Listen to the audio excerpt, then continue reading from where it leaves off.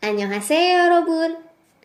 Film Hollywood bertemakan luar angkasa rasanya udah gak asing banget ya. Tapi kalau dari Korea, pasti belum pernah kan? Yuk kita bahas film berjudul Space Sweepers yang baru aja rilis di Netflix tanggal 5 Februari kemarin. Film Korea pertama bertemakan luar angkasa. Penasaran gak sih dengan ceritanya? Pantengin terus ya, kita ringkasin ceritanya buat kamu. Tapi sebelum itu, jangan lupa subscribe dan pencet lonceng buat tahu updatean sinopsis film atau serial lainnya. Like dan komennya juga jangan lupa.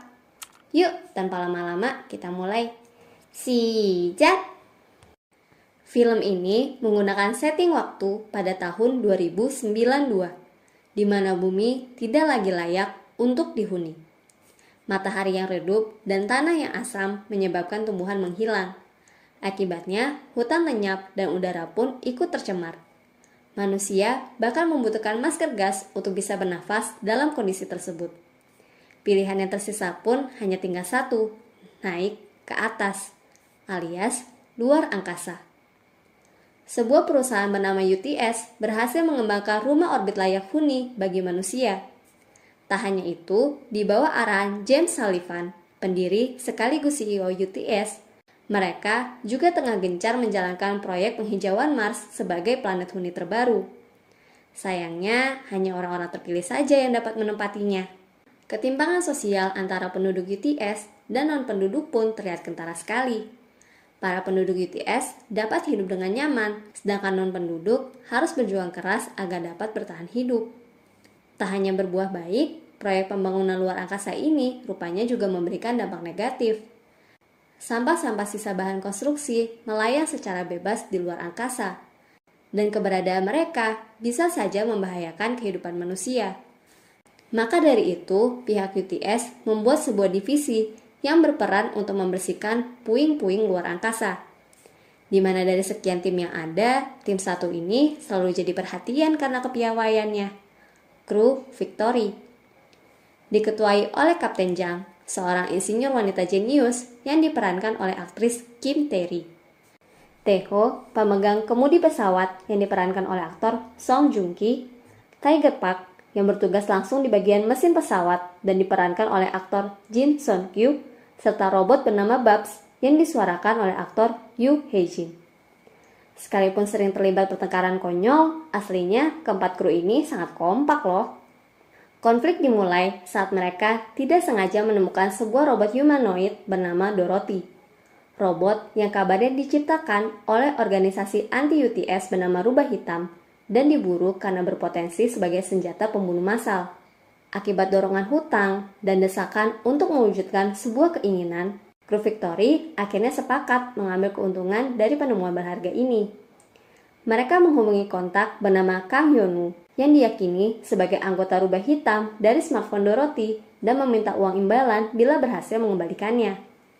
Sayangnya, diam-diam perbincangan ini disadap oleh pihak UTS dan jalannya transaksi pun berhenti karena diselak oleh penjaga luar angkasa. Baku tembak pun terjadi. Untungnya, Tae-ho, Tiger Park, dan Dorothy berhasil selamat dari kejadian tersebut setelah sebuah medan gaya muncul melindungi mereka. Yang kalau Kapten Jang perhatikan, tampaknya medan gaya tersebut dibuat sendiri oleh Dorothy. Selama menunggu proses transaksi berikutnya, perlahan demi perlahan tercipta kedekatan antara masing-masing kru dengan Dorothy, yang juga memiliki nama lain berbunyi codename. Orang yang paling pertama mengalami kedekatan tersebut adalah Tiger Park. Sekalipun wajahnya sangar, dia yang paling gemas dengan kehadiran codename. Usut punya usut, rupanya Tiger Park ini dulunya adalah seorang mantan bos kartel narkoba terbesar, yang hasil transaksinya digunakan untuk membiayai anak-anak miskin. Makanya wajar saja kalau ia mudah sekali luluh dengan codename, yang sekalipun dikabarkan sebagai robot berbahaya, tingkahnya menggemaskan sekali macam anak manusia kecil biasa. Kemudian kedekatan codename dengan Babs. Dari obrolan keduanya, Babs menceritakan bahwa dulunya ia adalah robot militer yang melaksanakan berbagai tugas keji, sampai akhirnya rusak, lalu ditemukan dan diperbaiki oleh Kapten Jang. Kini, Babs tengah mengumpulkan uang untuk melakukan cangkok kulit demi mempercantik penampilannya. Sebab itulah, ia setuju dengan rencana Tae-ho untuk meminta sejumlah uang dengan mengembalikan codename kemarin. Sama seperti Tiger Park, Babs juga yakin bahwa codename bukanlah robot pembunuh seperti apa yang dikabarkan. Kemudian kedekatan codename dengan Kapten Jang. Kapten Jang ini selalu hadir membantu codename di saat-saat tergenting loh. Namun yang paling sulit adalah membentuk kedekatan codename dengan Taeho. Rupanya, Taeho menjaga jarak dengan codename dan sangat berorientasi uang karena memiliki masa lalu kelam. Sebelumnya, ia adalah anak jenius yang diadopsi langsung oleh Sullivan. Bekerja sebagai seorang komandan penjaga luar angkasa dan hidup dalam keadaan yang sangat nyaman. Sampai suatu hari, ia bertemu dengan seorang bayi manusia saat menjalankan tugasnya, yang akhirnya ia adopsi dan namakan Sunny.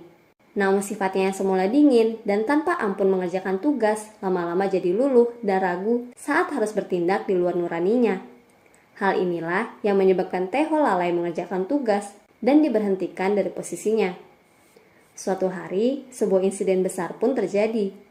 Sebuah pesawat menabrak bagian pabrik dan menyebabkan Sunny yang hilang dari pandangan Taeho saat lengah tersapu keluar angkasa.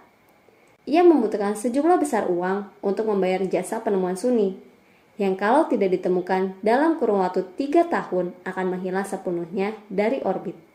Sebab itulah, Taeho sangat berorientasi pada uang dan menjaga jarak dari codename. Ia tidak mau goyah dalam upayanya mendapatkan uang demi menemukan Sunny.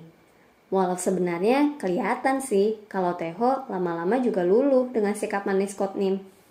Pesawat Victory harus kembali ke pabrik setelah mengalami kerusakan akibat kejaran di transaksi sebelumnya.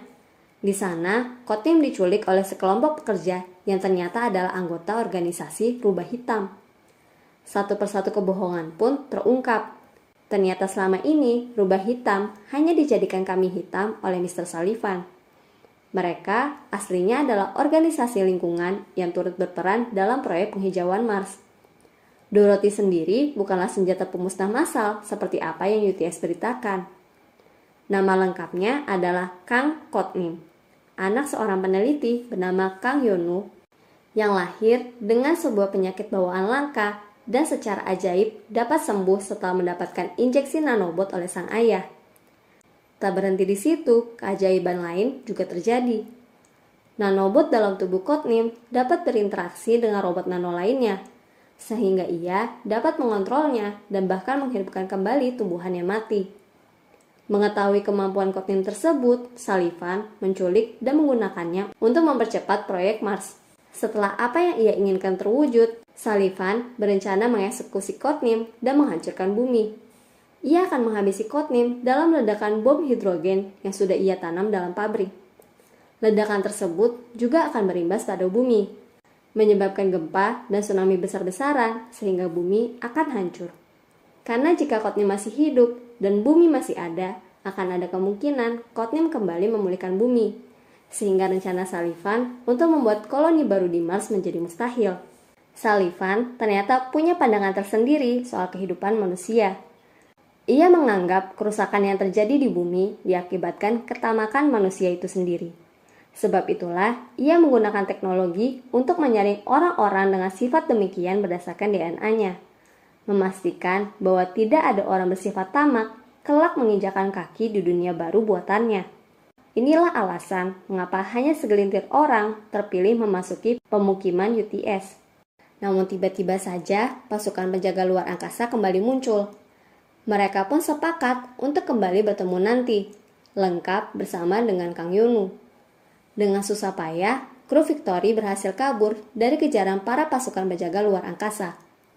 Dalam kejaran ini, pesawat Victory tidak sengaja memasuki area puing luar angkasa titik Lagrangian, tempat di mana sebuah robot nano pemakan segalanya berada. Saat keadaan mereka sudah di ujung tanduk, untungnya Codename berhasil menghentikan sang nanobot dan semuanya pun selamat. Saat akhirnya kru Victory berhasil mempertemukan Codename dengan sang ayah, Sullivan menjebak mereka. Codename pun berhasil dibawa kabur dan orang-orang rubah hitam terbunuh, termasuk ayah Codename. Kapten Jang sempat berusaha melawan, namun hasilnya sia-sia. Kita pun akhirnya dibawa lebih jauh mengenal masa lalu Kapten Jang. Rupanya, ia pernah disponsori UTS dalam suatu program pelatihan anak-anak cerdas. Namun setelah mengetahui keburukan perusahaan tersebut, ia berbalik menyerang mereka. Kapten Zhang sempat memimpin suatu kelompok anti-UTS dan berusaha membunuh Sullivan. Namun ia gagal dan akhirnya memasukkan identitasnya dengan operasi Kornea. Sullivan juga memberikan uang imbalan sejumlah perjanjiannya dengan Kang Yonu pada Taeho, agar Taeho mau melepaskan codename untuknya. Dibutakan keinginannya untuk menemukan Sunni, Taeho akhirnya menerima uang tersebut. Tapi yang lain menolak. Mereka berniat menyelamatkan codename sekalipun dalam upayanya bisa saja terbunuh. Setelah menggunakan uang tersebut dan mendapatkan barang-barang peninggalan Sunni, Taeho jadi tersadar bahwa apa yang ia lakukan salah. Ia bukan orang baik sebagaimana apa yang ia janjikan terhadap Sunni dan akhirnya kembali ke Victory. Seluruh tim akhirnya sepakat untuk bekerja sama menyelamatkan codename. Mereka pun pergi ke tempat codename disekap. Namun setelah melihat kondisinya, Kapten Zhang sadar bahwa misi penyelamatan codename ini terdengar sangat mustahil. Bom sudah terlanjur dinyalakan dan tidak bisa dimatikan. Satu-satunya cara menyelamatkan codename adalah dengan membawa codename pergi sejauh 5.000 km dari bom tersebut. Maka itulah yang mereka coba lakukan. Saat tahu codename dibawa kabur, pasukan penjaga luar angkasa pun dikerahkan secara massal. Mereka sempat kelimpungan, namun akhirnya mereka meminta bantuan sesama pembersih sampah luar angkasa lain untuk sama-sama berjuang menyelamatkan bumi. Ternyata obrolan mereka mengenai rencana Sullivan menghancurkan bumi itu tidak sengaja bocor melalui siaran emergensi. Semuanya tampak berjalan dengan baik sampai akhirnya Sullivan berhasil mengejar Victory. Ia berencana membunuh codename dengan tangannya sendiri. Kru Victory pun berusaha melawan, namun keadaan cukup buruk. Kapten Zhang terluka parah, begitupun dengan Babs. Saat tampaknya mereka akan kalah dalam pertempuran tersebut, Taeho dan Tiger Park berhasil melakukan percepatan terakhir dan berhasil melewati jarak aman ledakan. Di sana barulah terungkap kalau ternyata apa yang mereka bawa dari pabrik bukanlah codename, melainkan bom itu sendiri. Codename sejak awal sudah aman bersama para pembersih luar angkasa lain. Aksi yang kru Victory lakukan ini terdengar sangat gila ya. Sebab artinya sejak awal mereka sudah rela mengorbankan nyawa demi keselamatan codename dan bumi. Sullivan mati di tempat akibat ledakan bom hidrogen tersebut, sedangkan kru Victory berhasil selamat. Tampaknya codename berhasil berinteraksi dengan nanobots di sekitar tempat kejadian pada waktu yang sangat tepat, sehingga nanobot di sekitar mereka pun melindungi Victory. Dengan keberhasilan itu, bumi pun selamat. Taeho berhasil bertemu dengan Sunni dalam detik-detik terakhirnya sebelum menghilang sepenuhnya dari orbit, dimediasi oleh codename. Kehidupan para kru dengan codename juga berakhir bahagia. Sedikit demi sedikit, bumi tampaknya juga berhasil dipulihkan. Gimana nih Cinggu? Kalau diperhatikan, alur cerita film ini termasuk cukup ringan ya kalau dibandingkan film-film Hollywood lain dengan tema serupa. Urusan visual udah keren banget deh, sama sekali nggak mengecewakan.